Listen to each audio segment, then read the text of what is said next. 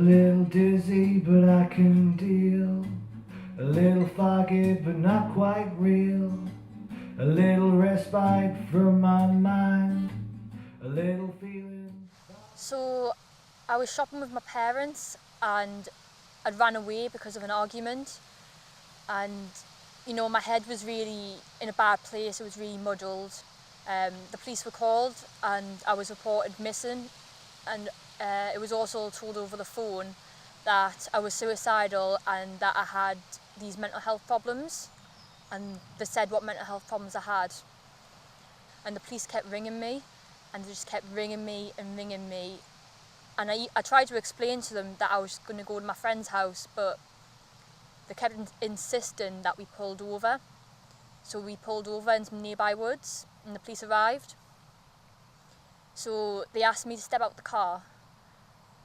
And then he started bombarding me with questions.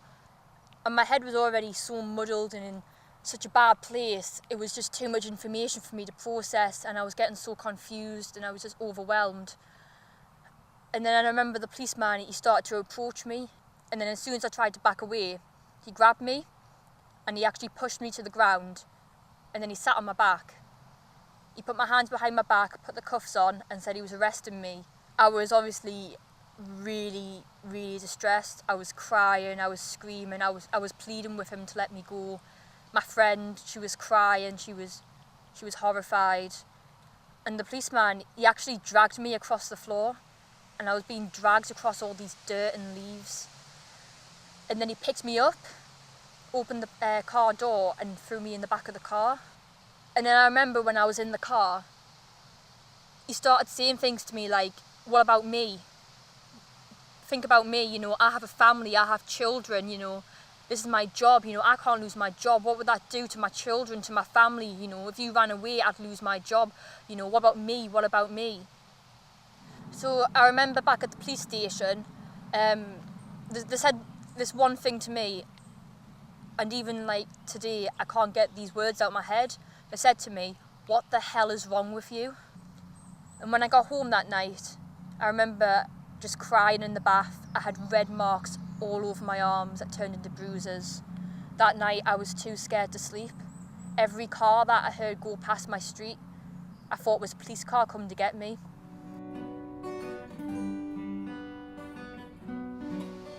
I felt really selfish, like it made me feel like it was all my fault. I felt so worthless, so I didn't feel like a human being. If you break your arm, everyone comes running to you and they sign your cast. But if you have a poorly brain, no one can see it and no one understands.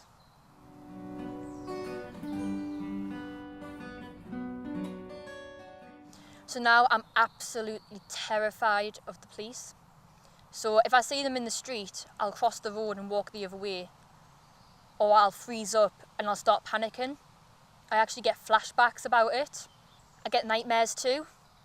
So that was almost 3 years ago, and I still get nightmares. They're the emergency services. And I felt so let down because their job is to help you, but they didn't help me. They just made everything worse, and they made my mental health worse.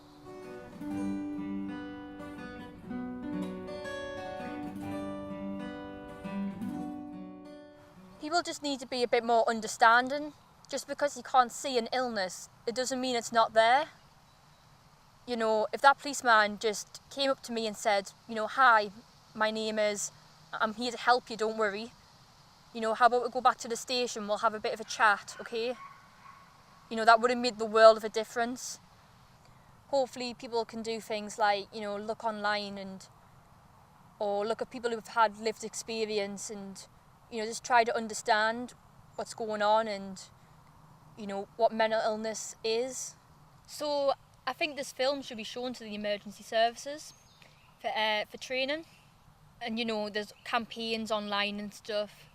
There's loads of places they can, be educated on stigma and why there's stigma and, how everyone with an eating disorder isn't stick thin.